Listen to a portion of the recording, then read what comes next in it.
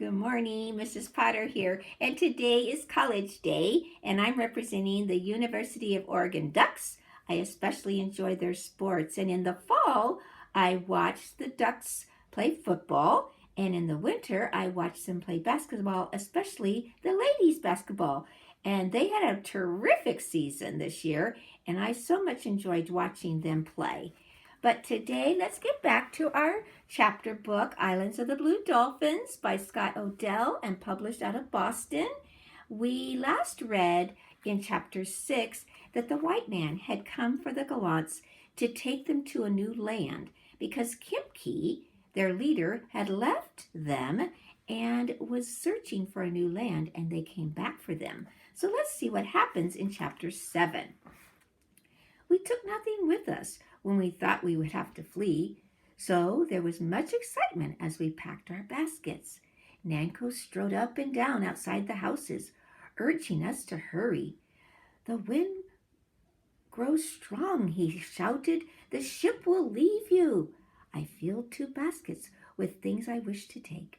3 fine needles of whalebone, an awl for making holes, a good stone knife for scraping hides, 2 cooking pots, a small box made from a shell with many earrings in it.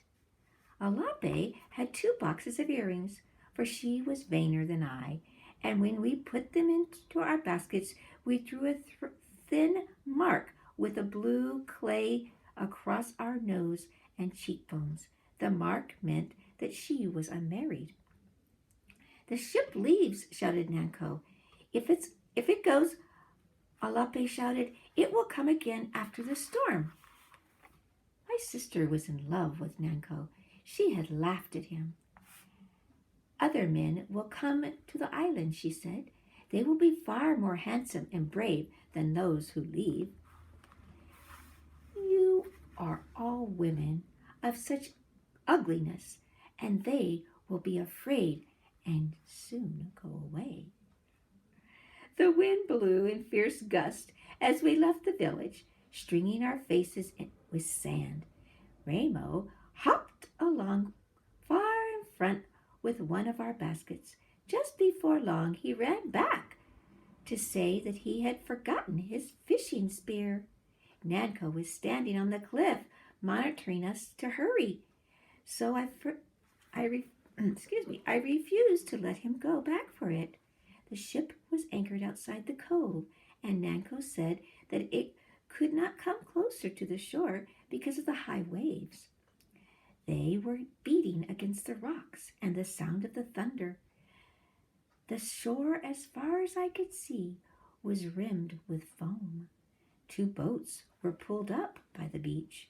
Beside them stood 4 white men, and as we came down the trail, one of the men beckoned us to walk faster. He spoke to us in a language which we could not understand. The men of our tribe, except Nanko and Chief Metsip, was already on ship. My brother Ramko was there too.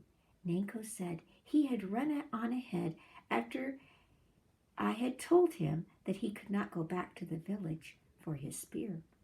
Nanko said that he had jumped into the first boat that left the cove.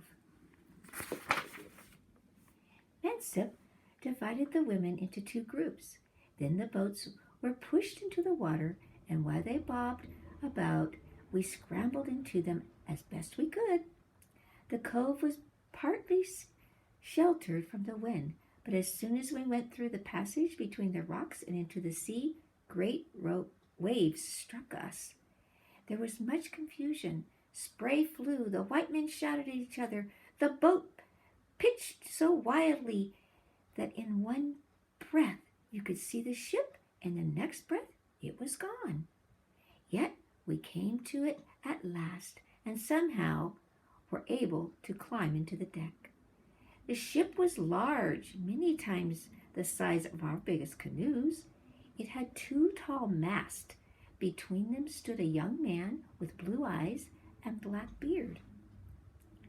He was the chieftain of the white men, for he began to shout orders, which they quickly obeyed. Sails rose on the tail mast, and two of the men began to pull on the rope that held the anchor. I called to my brother, knowing that he was very curious and therefore would be in the way of the men who were working. The wind drowned my voice, and he did not answer. The deck was so crowded that it was hard to move, but I went from one end to the other, calling his name. Still there was no answer. No one had seen him. At last I found Nanko. I was overwhelmed with fear. "Where is my brother?" I cried. He repeated that he had told me on the beach. But as he spoke, Alape, who stood behind him, pointed toward the island. I look out across the deck and the sea. There, running along the cliff, the fishing spear held over his head, was Ramo. The sails had filled the ship and was now moving slowly away. Everyone was looking towards the cliff, even the white men. I ran to one of them and pointed, but he shook his head and turned from me. The ship began to move faster. Against my will, I screamed. Cliff Mansky grasped my arm. "We cannot wait for Ramo," he said. "If we do, the ship will be driven on the rocks." "We must," I shouted. "We must." "The ship will come back for him on another day," Mansky said. "He will be safe. There is food for him to eat, and water to drink, and places to sleep." "No!" I cried. Mansky's face was like stone. He was not listening. I cried out once more, but my voice was lost in the howling wind.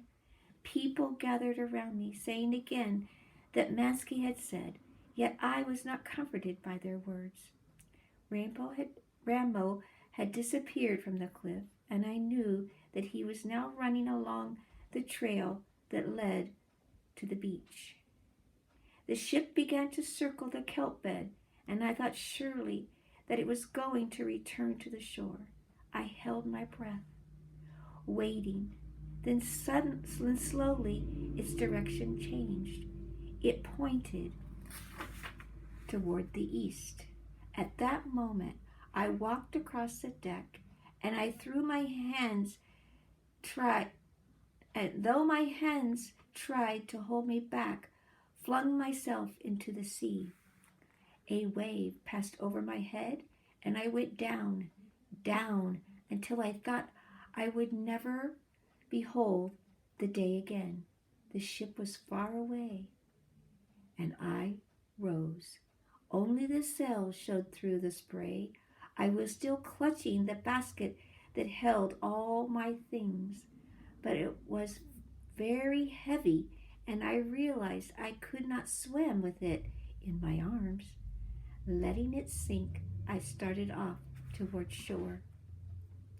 I could barely see the two rocks that guarded the entrance to Coral Cove, but I was not fearful. Many times I swam farther than this, although not in a storm. I kept thinking over and over as I swam how I could punish Ramo when I reached the shore. Yet I felt the sand under my feet and saw him standing on the edge of the waves, holding his fishing spear and looking so forlorn. I forgot all those things I planned to do. Instead, I fell to my knees and put my arms around him.